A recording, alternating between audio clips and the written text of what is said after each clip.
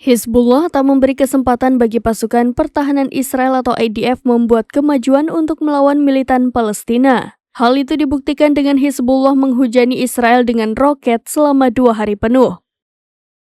Akibatnya, sirene peringatan meraung-raung selama 2 hari tanpa henti. Dikutip dari Israel National News, serangan itu diluncurkan Hizbullah dari Lebanon pada Minggu 2 Maret hingga Senin 4 Maret.